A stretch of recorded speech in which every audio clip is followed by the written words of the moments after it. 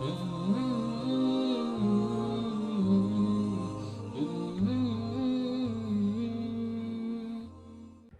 اللہ الرحمن الرحیم۔ السلام علیکم ورحمۃ اللہ وبرکاتہ۔ جیسا کہ آپ سبھی لوگ مشاہدہ کر رہے ہوں گے کہ جو رافضیت کا فتنہ بڑھ رہا ہے، اس میں بہت بڑے بڑے لوگ شامل ہو چکے ہیں اور اس میں کئی نامور پیر حضرات بھی شامل ہو چکے ہیں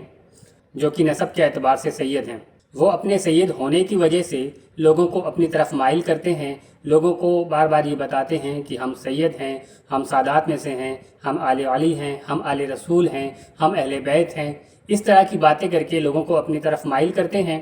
اور پھر ساتھ ساتھ حضرت امیر معاویہ رضی اللہ تعالیٰ عنہ کو برا بھلا بھی کہتے ہیں، اور ان کا یہ گمان ہوتا ہے کہ اگر وہ سید ہیں تو وہ غلط نہیں ہو سکتے، اگر وہ صحابی رسول کو غلط کہہ رہے ہیں تو پھر بھی صحابی رسول ہی غلط ہیں، یہ جو سید ہیں وہ کچھ بھی کر رہے ہیں پھر بھی وہ صحیح ہیں، وہ صحابی رسول کو غلط کہہ رہے ہیں پھر بھی وہ صحیح ہیں۔ صرف کیونکہ انہیں لگتا ہے کہ وہ سید ہیں اور سید ہمیشہ صحیح ہوتا ہے، کبھی غلط نہیں ہو سکتا۔ تو آئیے ان کی اس غلط فہمی کو دور کرنے کے لیے، اور اس لیے بھی کہ عوام جو ہے وہ دوبارہ اس طرح کے وہم میں نہ آئے کہ جو سید ہے وہی ہمیشہ صحیح ہوگا اور اس کی ہر بات مانی جائے گی، تو عوام کو اس طرح کا وہم اور دھوکہ نہ ہو، اور جو اس طرح کے پیر حضرات ہیں وہ بھی کبھی اپنے آپ کو سید بتا کر، سادات بتا کر پبلک کو دھوکہ نہ دے سکیں، اس لیے میں نبی کریم صلی اللہ تعالیٰ علیہ وسلم کا ایک فرمان آپ سب کے سامنے پیش کرتا ہوں۔ اس کے بعد انشاءاللہ تعالیٰ کوئی بھی اس طرح کا دھوکہ عوام کو نہیں دے سکے گا کہ اگر وہ سید ہے تو پھر وہ کچھ بھی کرتا رہے، سید ہے تو پھر وہ غلط نہیں ہو سکتا۔ آئیے رسول عربی صلی اللہ علیہ وسلم کا فرمان آپ کے سامنے پیش کرتا ہوں۔ اسے امام ابو داؤد نے اپنی سنن میں حدیث نمبر 4243 پر نقل کیا ہے۔ حضرت ابن عمر رضی اللہ تعالیٰ عنہ اس کے راوی ہیں۔ یہاں پر ایک لمبی حدیث ہے اور اس میں فتنوں کا ذکر ہے کہ نبی کریم صلی اللہ تعالیٰ علیہ وسلم نے کئی الگ الگ فتنوں کا ذکر فرمایا۔ اس میں سے ایک فتنہ ہے، اس کا نام ہے فتنہ سرا۔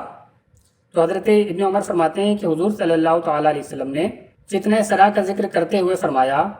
کہ اس کا دھواں میرے اہل بیت میں سے ایک آدمی کے قدموں کے نیچے سے اٹھے گا،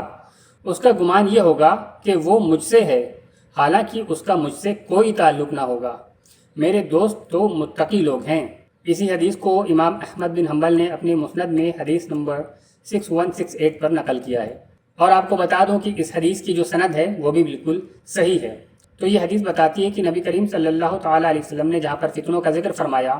کہ فلاں فتنہ اٹھے گا، فلاں اٹھے گا، اس میں سے ایک فتنے کا ذکر یہ بھی فرمایا کہ میرے اہل بیت میں سے ایک شخص کے پیروں سے وہ فتنہ اٹھے گا، اور وہ شخص گمان کرے گا، یعنی کہ وہ جو اہل بیت میں سے ہے وہ یہ گمان کرے گا کہ میں تو رسول اللہ کی اولاد ہوں۔ آپ فرماتے ہیں کہ لیکن اس کا مجھ سے کوئی تعلق نہ ہوگا، اور پھر فرمایا کہ میرے دوست تو متقی لوگ ہیں، یعنی کہ جو دین اسلام پر، شریعت پر قائم ہیں وہی نبی کریم صلی اللہ تعالیٰ علیہ وسلم کے نزدیک پسندیدہ لوگ ہیں۔ اگرچہ کوئی آپ کی آل میں سے ہو، آپ کے نسب میں سے ہو، لیکن اگر وہ شریعت کا دامن چھوڑ دے، اگر وہ دین میں فتنہ پیدا کرنے والا بن جائے، تو نبی کریم صلی اللہ علیہ وسلم ایسے شخص کے لیے فرماتے ہیں کہ اس کا مجھ سے کوئی تعلق نہیں ہے۔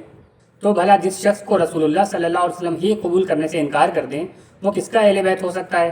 اور یاد رہے کہ حضور صلی اللہ علیہ وسلم نے خود ہی اس بات کو بیان فرما دیا کہ اہل بیت کے قدموں کے نیچے سے بھی ایک فتنہ اٹھے گا، اور وہ اہل بیت جو ہوگا وہ یہ سمجھے گا کہ میں تو رسول اللہ کے راستے پر ہوں، میں تو رسول اللہ کی اولاد ہوں، میں تو آل علی ہوں، مگر حضور فرماتے ہیں کہ وہ میرے اہل بیت میں سے نہیں ہوگا، اس کا مجھ سے کوئی تعلق نہیں ہوگا۔ تو آج بھی جو لوگ خود کو سید بتاتے ہیں، سادات بتاتے ہیں، اور حضرت امیر معاویہ رضی اللہ تعالیٰ عنہ کی برائی کرتے ہیں، یا دوسرے کسی صحابی کی برائی کرتے ہیں، یا کوئی بھی غلط کام دین میں کرتے ہیں، اس طرح سے دین میں فتنہ کرتے ہیں، تو جان لیں نبی کریم صلی اللہ علیہ وسلم کا فرمان ان کے بارے میں موجود ہے کہ ان کا مجھ سے کوئی تعلق نہیں ہے۔ تو دوبارہ جب بھی کبھی کوئی شخص خود کو سید بتا کر حضرت امیر معاویہ یا کسی صحابی کی برائی کرتا ہے